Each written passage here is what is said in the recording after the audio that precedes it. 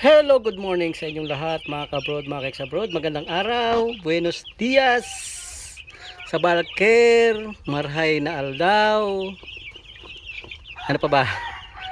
Ano pa bang pagbati na Guten Tag sa German? At yun nga, magandang araw sa inyong lahat. And ito na naman tayo, mag-update tayo sa ating mga alagang chicken broiler na 45 days. Ayan. Bali ngayon ay ikasyam na araw ng ating mga sisiw. And ayan sila. Medyo talagang susceptible sila sa init ng panahon dahil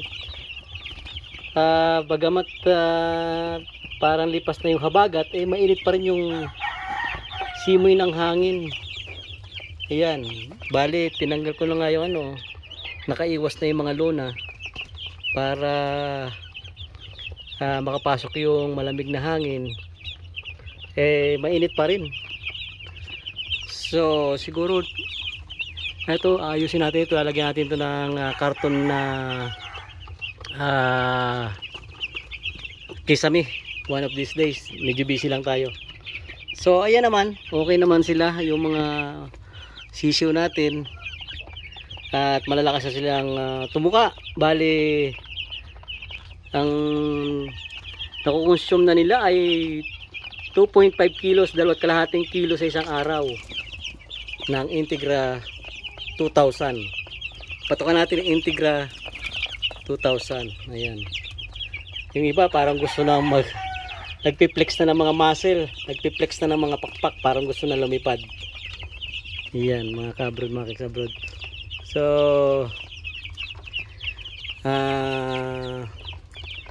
hindi ko alam kung bakit mayroon pa ring casualty, mayroon pa ring fatality. Kanina mayroong isang namatay na naman na sisiw.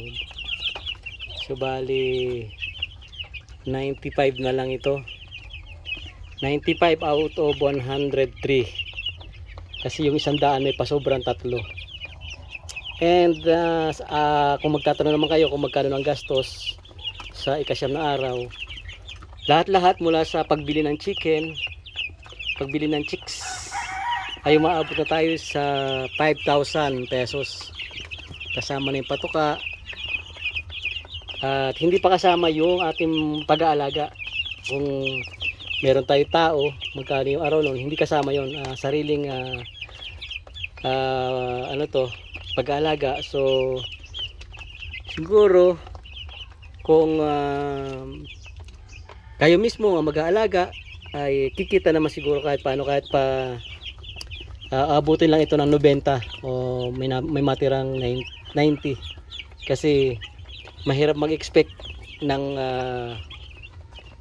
maraming matitira dito na over sa ating expectation, tapos kukunti naman pala yung ating magiging ganansya dahil nag-over yung ating expectation na matitira. So mga 90 siguro matitira dito.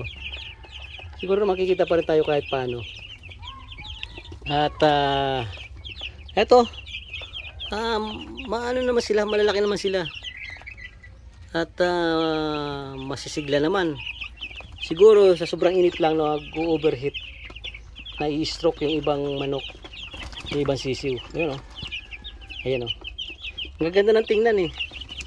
Ang ganda na nilang tingnan. So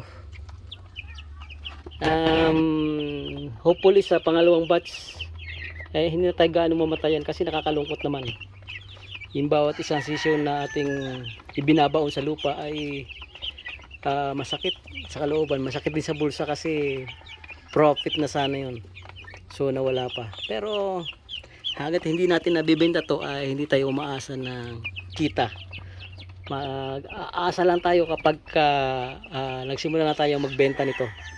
So sa ngayon wala tayong magagawa kundi eto, alagaan sila ng the best na magagawa natin. And hopefully ay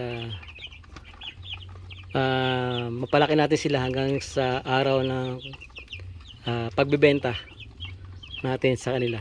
So yan lamang muli mula dito sa Camarnesor, Ragay. Ito po ang inyong Kayaks Abroad. Maraming salamat sa panonood. Bye-bye.